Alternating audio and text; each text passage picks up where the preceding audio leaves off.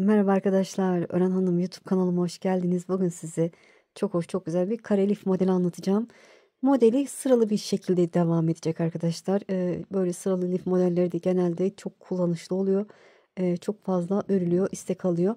Bayağıdır da bu tür modellerden yapmamıştık. Kısmet de bugüneymiş inşallah.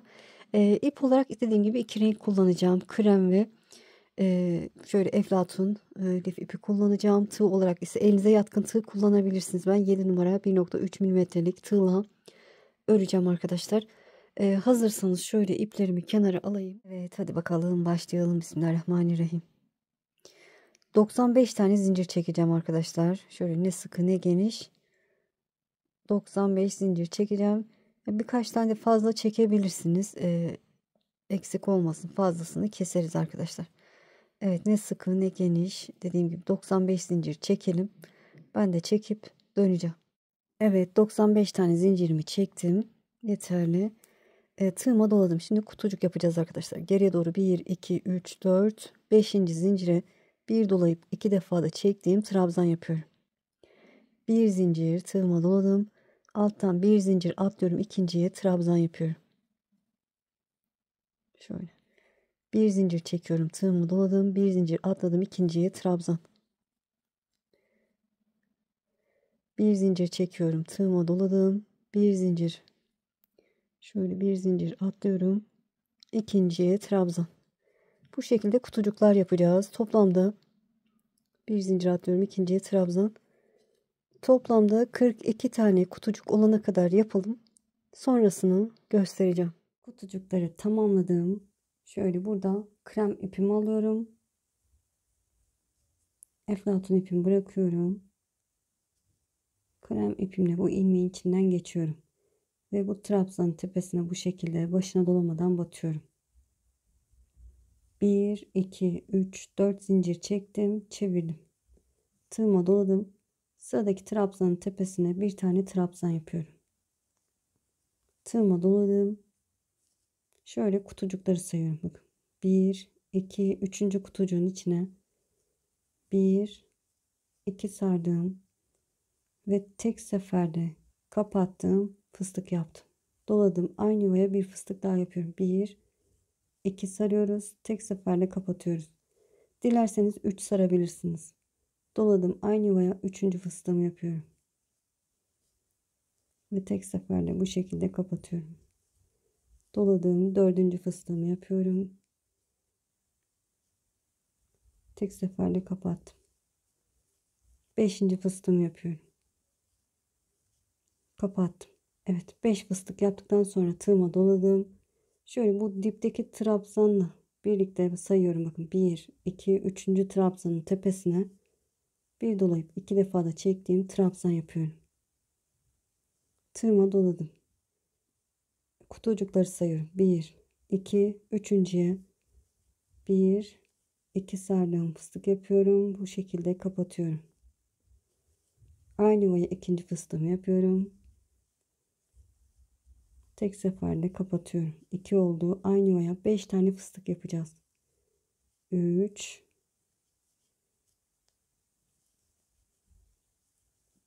4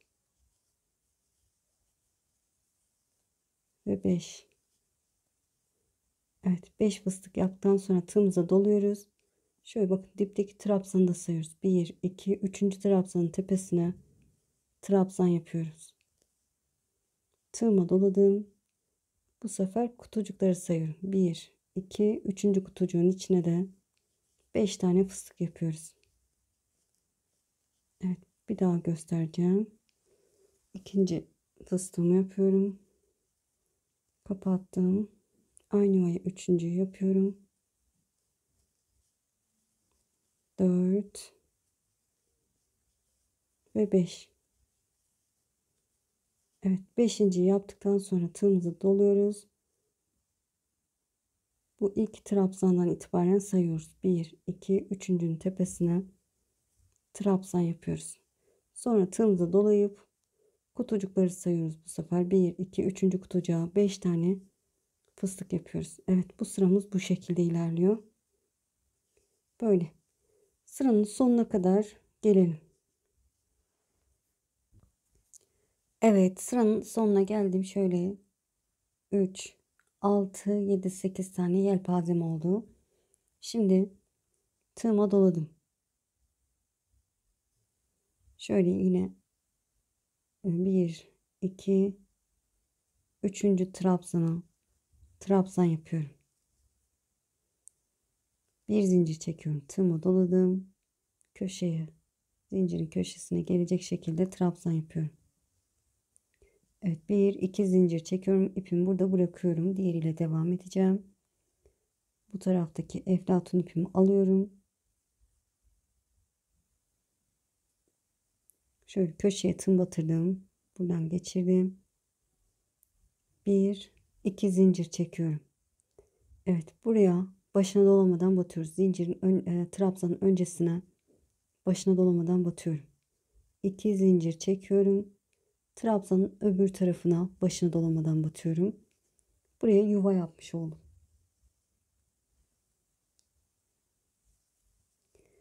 Evet. Başına dolamadan iki fıstık arasına dolamadan batıyoruz. 2 tane batıyoruz. Sıradaki iki fıstık arasına da başına dolamadan batıyorum. Bir. Aynı yere ikinciyi batıyorum. Bu şekilde. Sıradaki iki fıstık arasına iki defa sık iğne yani başına dolamadan batıyorum. Sıradaki iki fıstık arasına da bir, iki sık iğne yapıyorum. Burada trabzan ve fıstık arasına başına dolamadan batıyorum bir tane. İki zincir çekip trabzan ve fıstık arasına başına dolamadan bir tane batıyorum. Ve sıradaki iki fıstık arasına iki sık iğne yapıyorum. Bir, iki. Sıradaki iki fıstık arasına iki sık iğne. Sıradakine iki sık iğne. Evet. İki fıstık aralarına iki sık iğne yapıyoruz. Fıstık ve trabzan arasına gelince bir tane yapıyoruz. Öbür tarafa geçmek için iki zincir çekip yine trabzan ve fıstık arasına başına dolamadan batıyorum. Bir tane batıyorum. Buraya yuva yapmış oluyorum. Evet, buralar yuvamız olacak. Evet, sıradaki iki fıstık arasına hiç zincir çekmeden iki sık iğne ve her birinin arasına iki sık iğne yaparak ilerliyorum. Bu şekilde. Bir, iki. Trabzan ve fıstık arasına gelince bir tane sık iğne yapıyorum. İki zincir çekiyorum. Diğer trabzan ve fıstık arasına bir tane batıyorum. Sonra iki fıstık arasına iki tane sık iğne yapıyorum.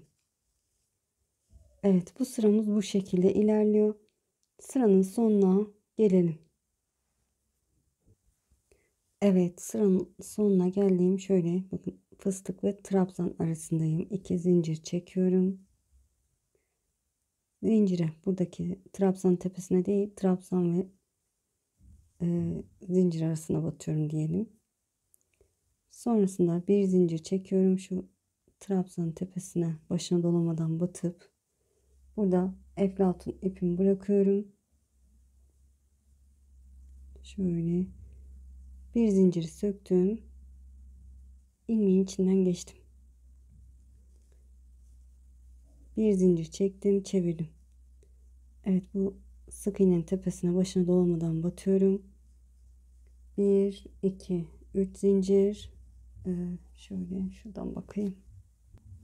Evet, 3 zincir çekmiştim. 5 tane çekmişim arkadaşlar. 4, 5 zincir çekiyorum. Tığıma doladım. Buradaki 2 zincir çektiğim yuvaya bir tane trabzan yaptım. 2 zincir çekiyorum. Başına dolamadan bakın, burada 3 tane fıstığım var. Tam ortasına denk gelecek şekilde, ortasındaki fıstığın tepesine denk gelecek şekilde başına dolamadan batıyorum. Tığıma doladım. Buradaki yuvaya 2 zincir çektiğimiz eflatun yuvama yine yelpaze yapacağım. Bir fıstık yaptım. Tek seferde kapattım. Aynı yere 5 tane yapacağım. İkinciyi yapıyorum. Kapatıyorum. Aynı yere üçüncüyü yapıyorum. kapattım. Dördüncüyü yapıyorum, kapattım. Beşinciyi yaptım, kapattım. Evet, burada 5 tane fıstığım var. Ortadakine üzerine böyle eflatun bölüme başına dolamadan batıyorum. Tığıma doladım. Burada trabzanın üzerine yuva yapmışım. Oraya fıstık yapıyorum. 5 tane fıstık yapıyoruz.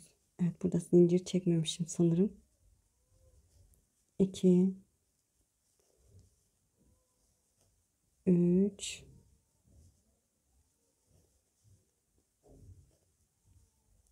4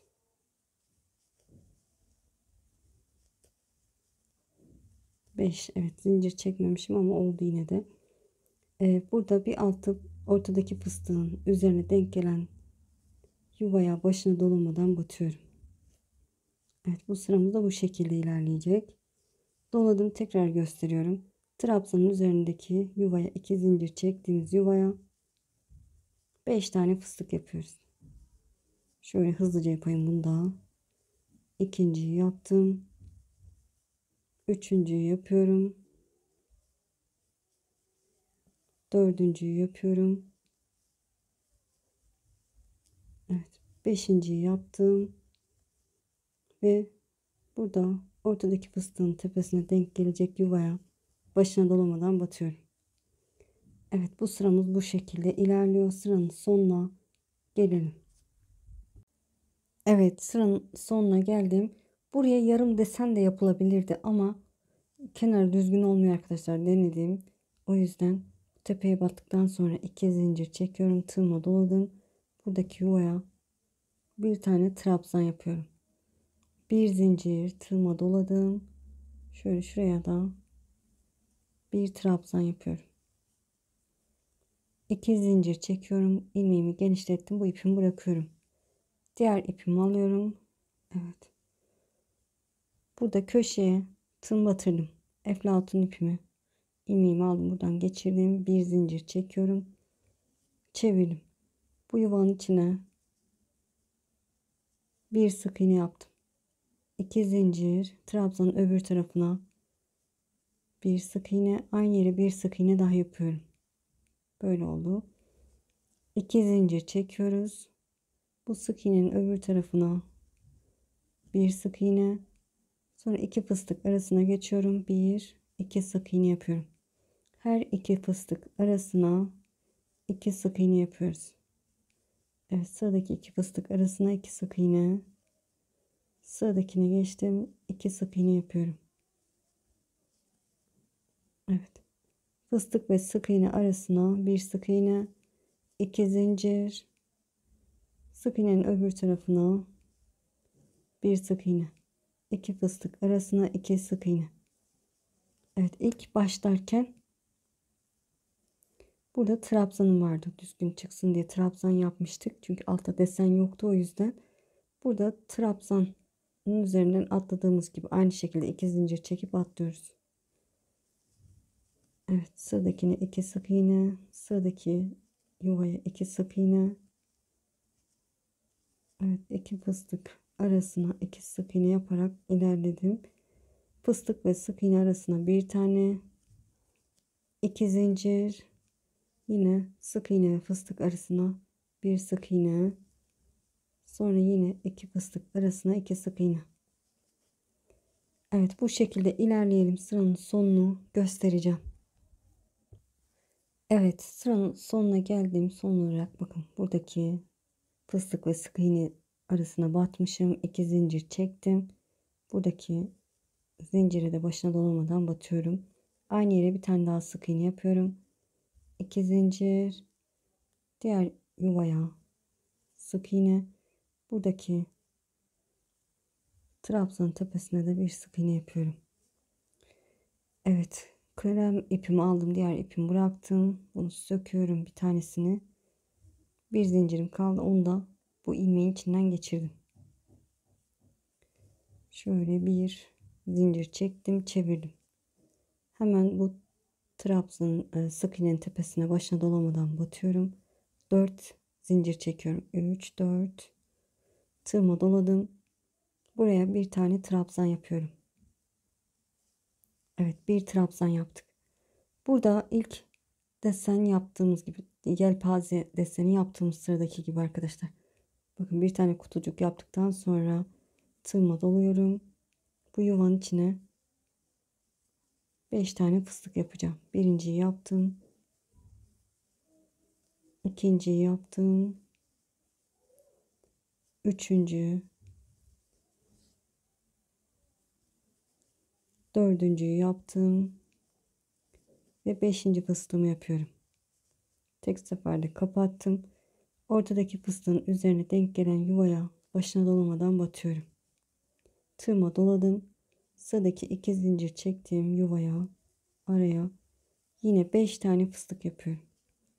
Evet, 5 fıstık yapıp burada ortadaki fıstığın tepesine, üzerine gelecek şekilde başına dolamadan batacağız. Yine bu aradaki 2 zincirimize yuvasına 5 fıstık. Böyle devam edecek arkadaşlar. Şöyle yine de göstereyim isterseniz bir üst sıraya geçişi. Sırayı tamamlayalım. Eminim kavradığınız, sadece bir üst sıraya geçişte anlamayabilirsiniz. Aslında artık videoyu geriye alıp da yapabilirsiniz ama ben bir üst sıraya geçişi daha göstereceğim. Evet, sıranın sonuna geldim. En son buraya 5 fıstık yaptım. Tığıma doladım. Buradaki trabzanın üzerine denk gelecek şekilde bir tane trabzan yapıyorum. Bir zincir. Şöyle köşeme de bir tane trabzan yapıyorum. Bir iki zincir çekiyorum, ipimi genişlettim, burada bırakıyorum. Evet, eflatun ipimi alıyorum, şöyle öbür taraftan köşeye tığım batırdım, ilmeği buradan geçirdim, bir zincir çektim, çevirdim. Evet, bu araya sık iğne yapıyorum. Bakın, alta bakarak yapabilirsiniz. Bir sık iğneden sonra 2 zincir çekiyorum. Trabzanın öbür tarafına sık iğne yapmışım bir tane. Burada gördüğünüz gibi. Sonra 2 fıstık arasına 2 sık iğne. Diğer 2 fıstık arasına da 2 sık iğne. Evet, burayı bilirsiniz. Sadece bir üst sıraya geçerken sorun olur. Onda da dediğim gibi bir alta bakarak, burada 2 alta bakarak yapabilirsiniz. Buradaki gibi bir üst sırada da krem ipimizle, tabii siz hangi renk yapıyorsanız, trabzan o zincir çekip trabzan yapacaksınız. 5 zincir çekip buraya trabzan yaparsınız.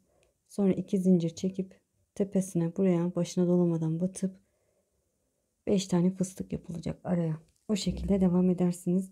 Böyle boyutu size kalmış arkadaşlar. Ne kadar olmasını istiyorsanız o kadar uzatın. Ben de tamamlayıp döneceğim.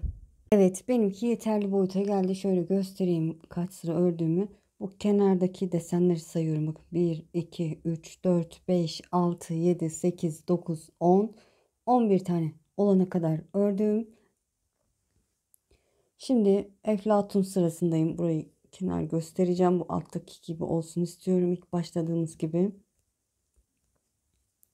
2, 3, 4, 5 zincir çektim. Tığıma doladım.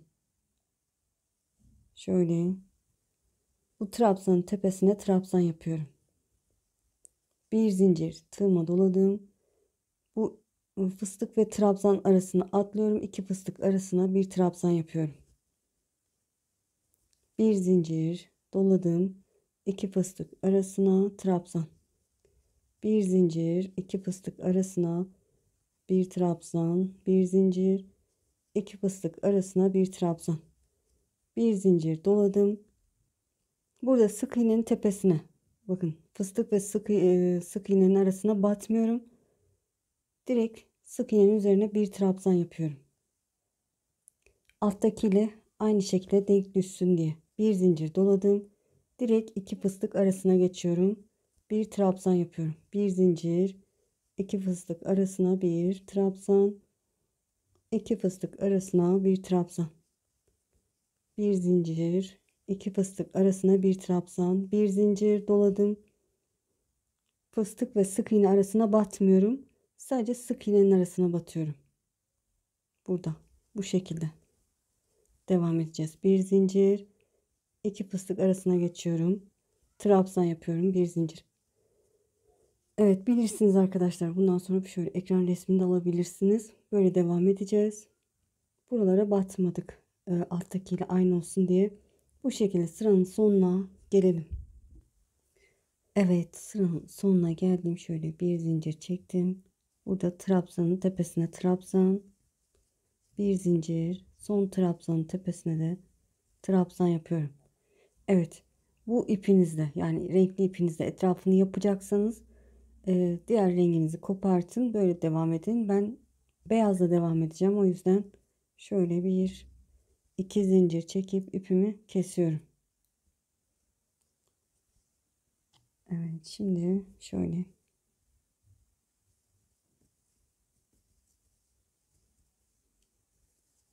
tersinden şu tepeye başına dolamadan batıyorum. 2 zincir çektikten sonra burası köşe olmuş oldu. Tığıma doladım. Evet, sıradaki yuvaya bir dolayıp 2 defa da çektiğim trabzan yapıyorum.